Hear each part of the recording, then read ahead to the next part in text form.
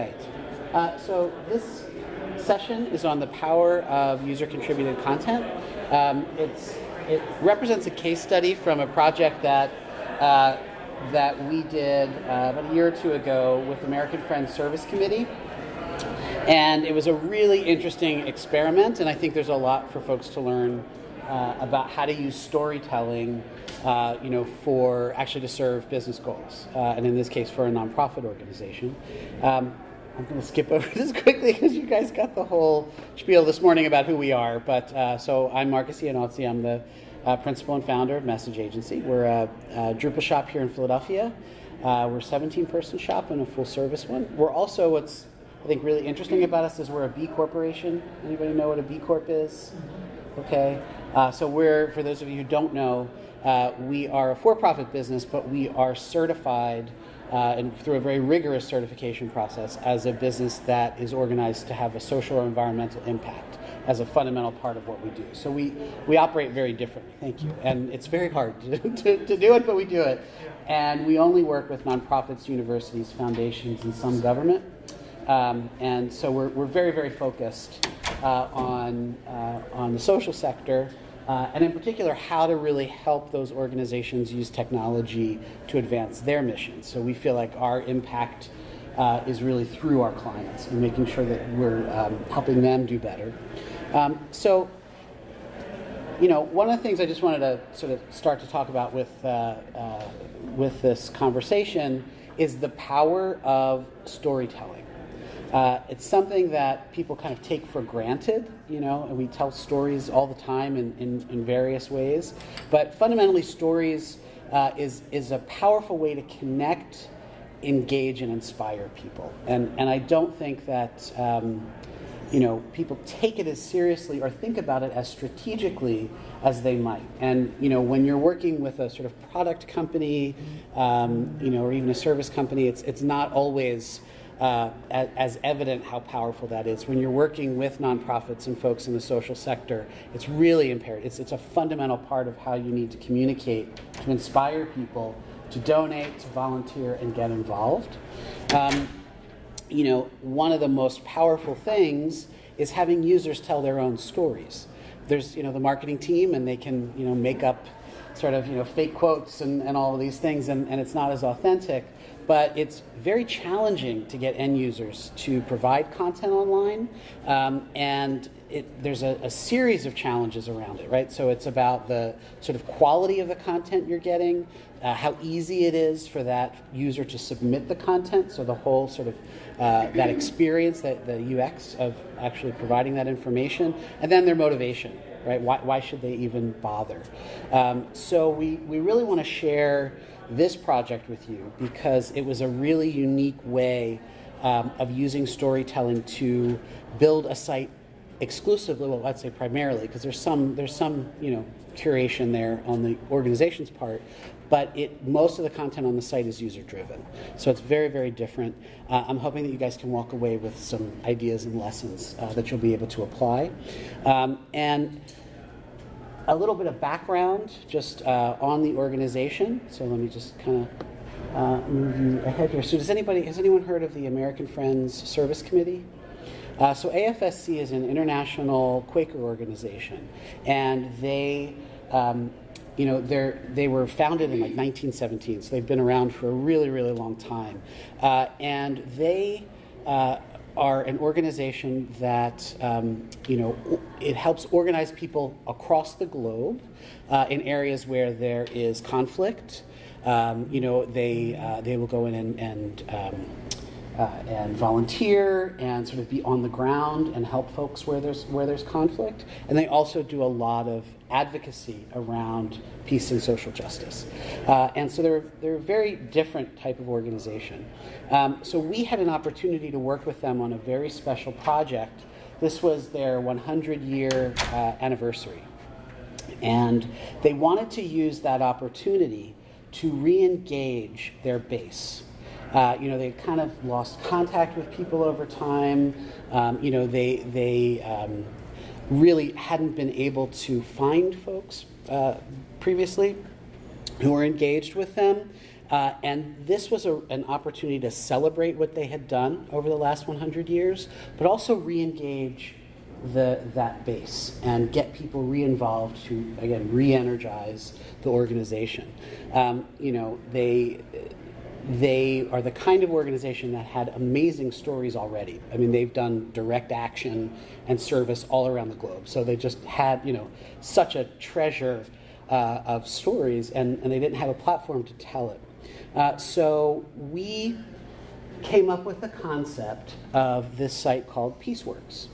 And the site was basically, organized around the following types of actions. So ending discrimination, building peace, defending immigrants' rights, ending mass incarceration, and building economic justice. This was sort of their platform. And we wanted to build a site that allowed people to not just sort of tell their stories, but organize those stories in a way that had kind of told the organization's story and let people explore these individual perspectives along a very particular and structured thread. So a little bit about the strategy behind the story. So they had a very specific purpose, as I mentioned, for this project. Their goal was not just to celebrate who they were, but really to make sure that they were, re-energizing people and bringing them back into the fold. So the first goal was, to re-engage their base of donors, alumni, participants, and staff to inspire folks.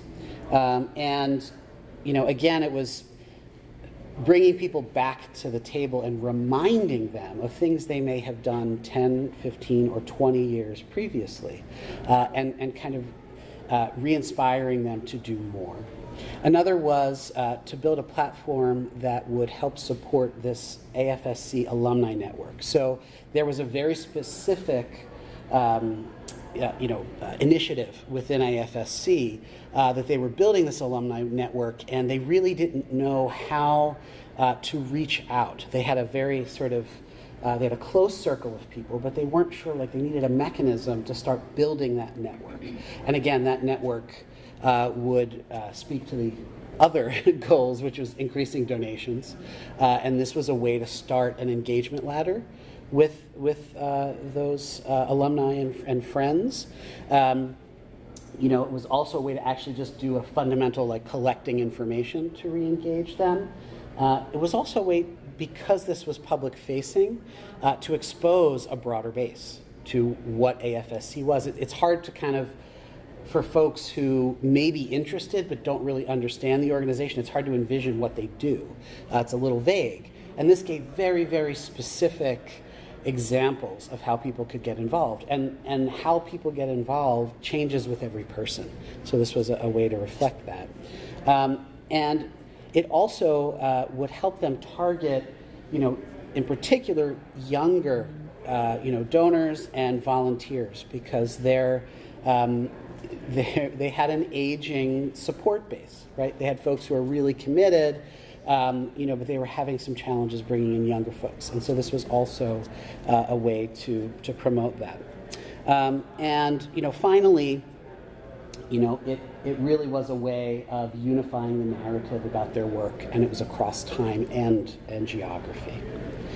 So we came up with and this is where Drupal, by the way, this is where Drupal is such a powerful tool for storytelling, because of the content models that we can create and the way that we can relate elements so easily, in the sort of across content types and taxonomies. So we decided to move ahead with some, with three basic tools. So in a way, it's very simple. We kept it as simple as we could. So we came up with a concept of milestones. And the milestones were a way for AFC to kind of curate this experience. So as site administrators, they would actually create these milestones that reflected either a period in time or some movement, maybe even over time, an effort or initiative that they were pursuing. And then that would allow folks to attach their stories to it.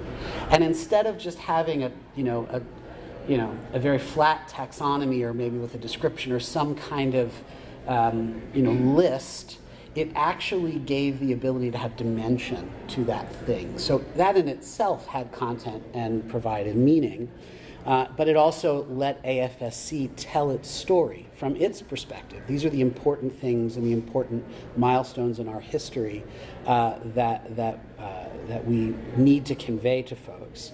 And it was really an anchor for the narrative, and it became an anchor for the UX, and you'll see in a minute what that means. So the user stories were based, that was the user contributed component, and that included narratives and pictures. So the concept was users would just come to the site, kind of find the milestone that they wanted to attach their story to, add the story. It could be brief text, it could be a little longer, they could upload images, and attach it to their profile. And that profile, you could have multiple stories also attached to it. So there were some other ways that we let folks find other people that way as well. So there's not only a list of sort of milestones and stories attached, but you can also look and search stories from the perspective of an individual, and you can see all of the stories that individual engaged submitted. And that was a really interesting way, because so much of this had to do with personal connection. It was a way for folks to find, I remember John, or I remember Mary, and it would inspire them to also contribute. They may have been in that particular action or a volunteer at that time. The way that we structured this, and again, you'll see this in a minute, rather than just having users kind of give us their name and maybe where they were from, we asked them to identify the role that they played in that particular action.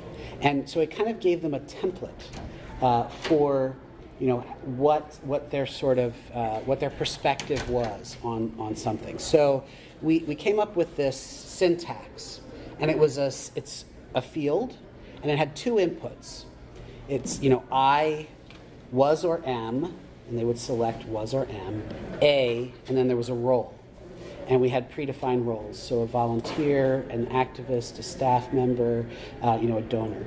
And it started to also create a thread and additional data around that and dimension around that story that also said something about how people could interact with AFSC. So it was almost teaching people as they were reading how they could get involved. So the other thing that we knew was going to be difficult is, when you come to an interface, like I want to tell my story, without a context, it's a little awkward. And you don't want people to have to figure out, how do I provide context for my story? So the way that it works is the milestone it organizes the content, and you add your story from within the context of the milestone. So it just makes it very clear to the user where they're attaching that information. We also decided to use decades instead of actual dates. We didn't want to get bogged down in a timeline that was so specific it was really hard to navigate. And we're like, that's not the point. The point isn't the actual date. The point is the general time period. And that really helped keep the architecture very simple and very clean. And then, of course, location was another way of, another data point, another piece of metadata that you can also search by and filter by. And then finally, theme. So, the theme was that idea of a traditional taxonomy. What is the actual, the actual goal or initiative that relates to AFSC's goal that a milestone related to? So that's how we came up with this concept. So this is an example of a very early version of the site. And, really this is the entire site. So we decided to make it a microsite. We decided not to attach it to their website. And we wanted it to be as clean, as simple, and as immediate as possible. So we decided to make the interface a little more app-like. And it just arrays the milestones and the stories immediately on the homepage. You're like right at the content. We don't care about the, what this is and why. We wanted people just to get right to the information. We were able to, because of that, keep the navigation very, very simple and very functional. So it's clear you can, explore stories. Oops, there it is. You can explore stories. They're all attached to these milestones. You can tell which milestones have, the number of stories that they have. You can see the milestones themselves have, I don't know where this went, but oh well. You can see that the milestones themselves are tagged with decades. And then you can explore, this sort of just runs down the page in chronological order. You can actually filter this list, and it filters by the milestone, not by the story. So this is just an exposed view. And it'll filter by decade, by issue, by place, and then we had a quick toggle for then and now. So you can, now is just the most recent things first, and then, because this spans 100 years of, of history, you could just flip the order really quickly and go from, the sort of oldest activity. And it was just a really interesting and quick way for folks to see immediately what was going on. Also, the filters are successive, so you're able to really kind of just narrow down, because as this grows, it's going to be really important to immediately get to something that's of interest to you. And what you see on the right are the 5 most recently posted stories, and then the add story prompt. And what we did is we didn't want to give the impression that there weren't more. So we included the actual tally of the number of stories that were associated with a milestone. And you could just click on the milestone to get to that information. So the other thing, this is what I was mentioning previously, this was the sort of perspective from Connect. So Explore gives you that list of all of the milestones and the stories related to that. Connect went from the perspective of the individual. And you could see how individuals could actually have multiple stories with multiple images, and they could have different roles that they were playing. And so over time, the way that one person, participated could be, could have a lot of dimension. So it would continue to populate. This was also really part of the goal of building the alumni network. This was a good way to start to get people to think about the folks that they knew and to see what they had done. This is a milestone page. So you can either again click on an individual story and you would land over there on the right, or if you click on a milestone, you get to the landing page for the milestone. And this is where the sort of top half of the page is where AFSC was able to kind of tell its story a little more strategically, provide either video or images, a slideshow with information they had from their archives, and just a little sort of descriptive information that we also gave them a link field that let them reference things that were on their website as well. So this was a way to get users back to their website to give them, again, the broader context of an initiative. And then we had the stories arrayed below. They were able to pull, so the AFSC administrator was able to feature one of those stories, and the pull quote from that story, and that was something they curated. They would review a story and take that out, would be featured there. And it's really been an amazing way to array this. Again, these were early screenshots. It's increased since then. But it's really an amazing way to kind of collect all of this, just talking about one theme and various perspectives on that. So a little bit about the engagement strategy. The one thing about this, because it is user-contributed content, they had to authenticate, and that was a challenge because we knew that was going to be sort of a security requirement, but it's also another barrier, right, to contribution, and so how could we make that really, really simple? So one of the things that we did is we kept the account creation form really, really simple. And we took data points from the Create Your Story interface and actually attached it to the profile, so that the user could just very quickly create an account, get to this form, and this is where they were going to be doing the bulk of the work anyway. And that was kind of an interesting. It was a little tough technically, but it was an interesting approach because folks, there was no barrier to them just getting to this form and starting this process. We also pushed this user data and all of the information around the things we pulled out of the story form into the profile. We pushed all of that to Salsa, so they were using Salsa for their CRM and for their action center. And they were able then to collect all of this information. This person became a Salsa user, and they were able to connect with them for any of the centennial activities that they were doing, as well as any future fundraising campaigns. So it was it was also about data collection. And then after a user completes this form and adds their story, we even included, I think over there's like a little. There's a little video or a description or tips for writing your story. If you click on that, it actually gives them instructions in the moment, how to frame it, because we knew it would also, they'd need that kind of prompt as they were filling that out. That was a big lesson that we learned in piloting that. But once they're done, then they were presented with social sharing tools, and that was. And a pitch to donate, but that also proved to be a little challenging with the social media tools because this content went through a moderation. It didn't show up immediately on the website.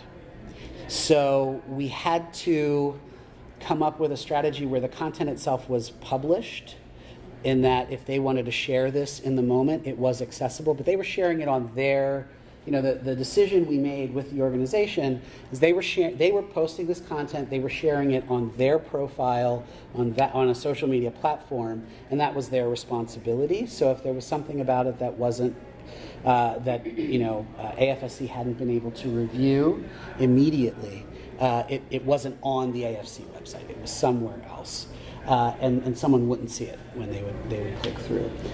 But we had a moderation strategy that, of course, had it published, but not findable through that initial mosaic that we showed you. Right, so it was accessible, but it was not, findable on the site.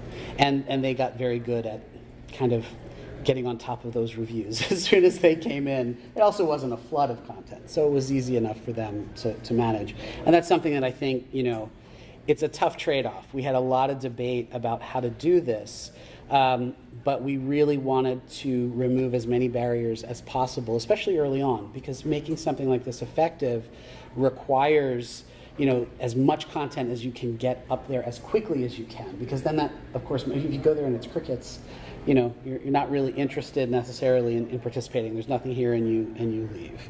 That kind of gets us to the sort of rings of engagement and how the strategy we used to populate the site. That was something, again, that was in addition to removing barriers technically, and in terms of the UX, we had to help them think through how were they going to, to invite people, to participate.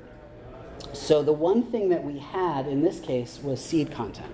And this was unique because AFSC had tried this experiment several years before. And it was a very low-tech way. They were like emailing people, and they just kind of pulled all this stuff into a Word document, and then eventually it went online in this really, just not great, not great way of sort of presenting that information. But they had it.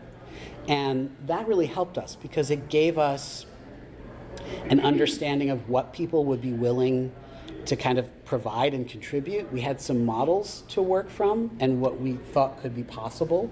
And it helped us think through as well, we could pre-populate the site with that seed content because it was AFSC's and it was online, but AFSC could take that and reshape it and just have, I think there were maybe 20 or 30 stories that they had, and so that there would be something there.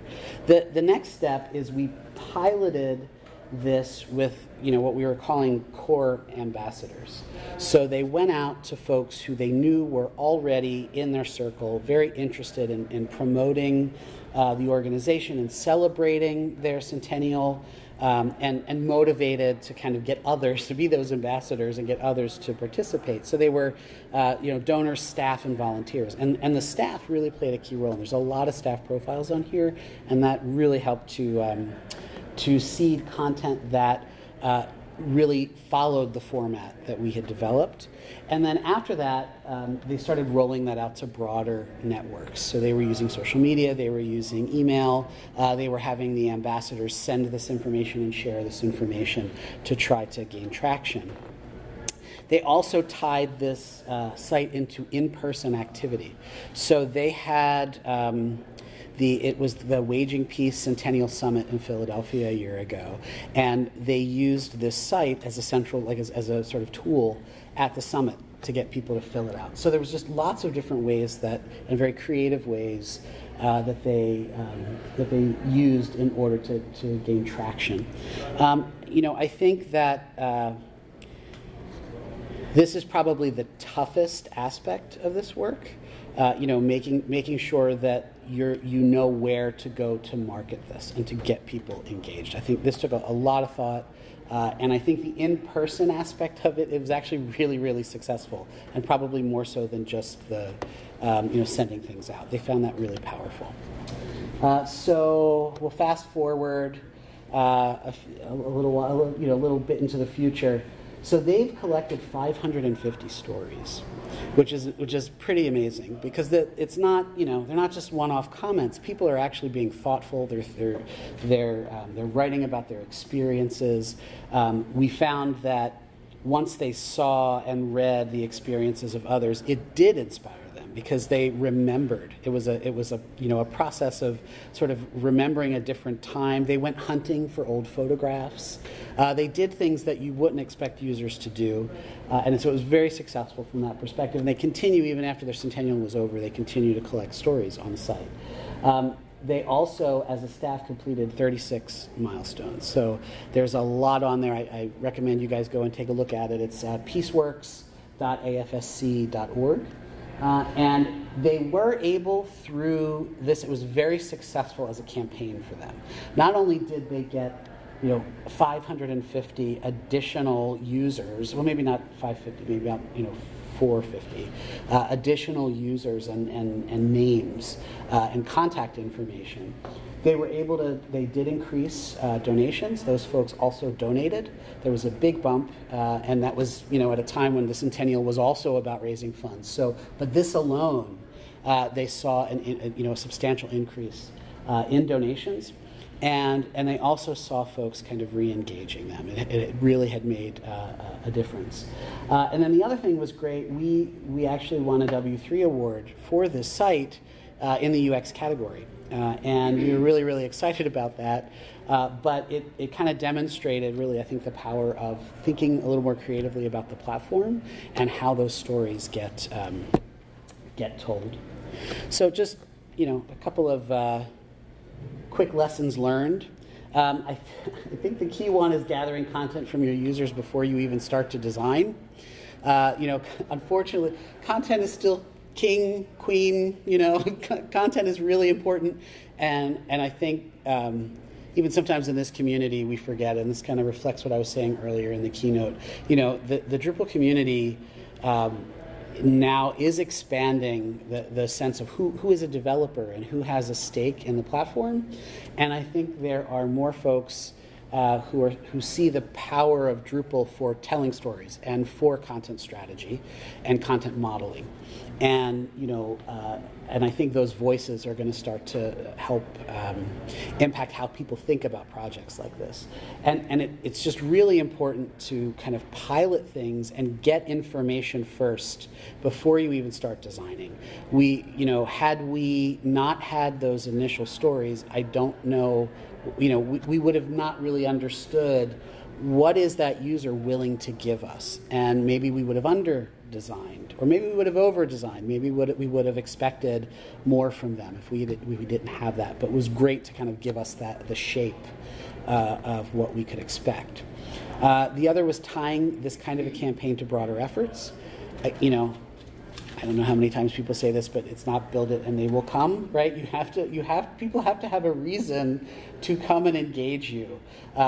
Forums don't work because of that. A lot of times user-contributed content projects around that don't work because there isn't a broader campaign that raises awareness, and there's no strategy behind why you're doing this. It really needs to be tied to a goal. It sounds simplistic, but people tend to forget that. Because this was situated within a centennial, it really set it apart. It even set it apart from other things that the organization was doing. It was appropriate because it was kind of a moment of reflection and celebration. So the spirit of it matched the spirit of that campaign. It was very cohesive, and it was very clear and understandable because this celebration was happening, and folks immediately said, "Oh, that's the context for me taking a moment, thinking about my experience, and contributing to that story." The other is having a strategy for using the data from from this engagement. There's just taking names and email addresses and just sending things out blindly. But one of the things we did here, that sort of identifier, that syntax of I am or I was a certain thing, that's a data point. And that user in telling their story was a volunteer. That went into Salsa. And then you have a sense of how you might engage that person again in the future.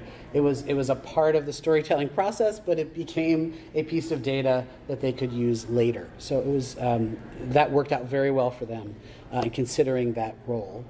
And we also focused a lot on removing those barriers. So because we were able to ask questions about the user that would identify the user as part of the story, they were more willing to give it because they were just telling their story. And there was nothing sort of untoward about it. It was, this is part of the story, but again, it gave information to AFSC to be able to understand how to relate to that person and how to engage them in the future. And then the other piece, I think, and I mentioned this earlier, but I did miss one thing. That form, we spent a lot of time on that form. This was not going to work as a standard Drupal form, right? We could not expose that to those users. It was asking for a lot of things. They were uploading images. They were giving us descriptions. They were filling out this little novel, drop down. And we spent a lot of time testing that, making sure that it was as straightforward as possible. We even spent a lot of time on that instructional text that I mentioned. We crafted an example so that it was really clear if someone hadn't explored the site a lot, that they would understand, what the model was. And then, using sort of taxonomy and metadata in really interesting ways to help people find things and drill down. That was something that was also really important. And if you take the time to structure that aspect of the content, you're able to do that in ways that just having open text fields are not going to provide. And then I think the final lesson for us was anchoring stories to things that you as an organization or as a content manager have some control and perspective around, because there is an issue with quality sometimes with these posts, and if you don't provide a high quality experience around what the thing is, what that context is, then the story falls flat and people kind of get bored and they move on. This really engages them a little bit more with quality content, even if a user story is just a little snippet or a sentence or two. There's still a deeper message and a more extensive context around which you can interpret it. So that's my presentation for today. Does anybody have any questions or any ideas? Yeah. So what happens on the editorial side? Once the story gets submitted, I'm assuming some touch-ups are needed, and I'm particularly interested in images. Yeah. People think, oh, it looks great on my phone, and it's not what you want for the web. Yep, that was a big challenge. And so I'll answer the first part, which is the editorial experience. So we leveraged, oh God. I don't know why I can't remember it now. It's basically the sort of the workflow interface. It's just escaping me. And we had a list of any new stories, and there would be an alert that went to anyone with a particular role. In this case, like I think it was content manager or administrator. So they'd get an email alert. They'd go to the site. As soon as they logged in, the list of stories was right there waiting. It had the status. It was published, again, as I mentioned. It just, when you would go to that homepage, you could not find it on the site. And the amount of time, even if someone had shared it immediately, they could click on it and they could see it, but the amount of time that would pass between when that came in and when it could get reviewed and vetted was pretty short. So they would look at it, make sure there was nothing, nothing untoward on there, or nothing that they wouldn't want. And we're talking about Quakers. For the most part, things are, we had the benefit of a pretty thoughtful and ethical audience. So it was not as difficult to moderate. But they could just check a box, and then that would make it accessible in the view. That's all they had to do. And that was just a taxonomy, right? It was just like, basically that view just displayed things that had that checkbox populated. So it was very simple technically. And they could just say, okay, this is available, and or they could take some time and curate it a little bit. They could edit it.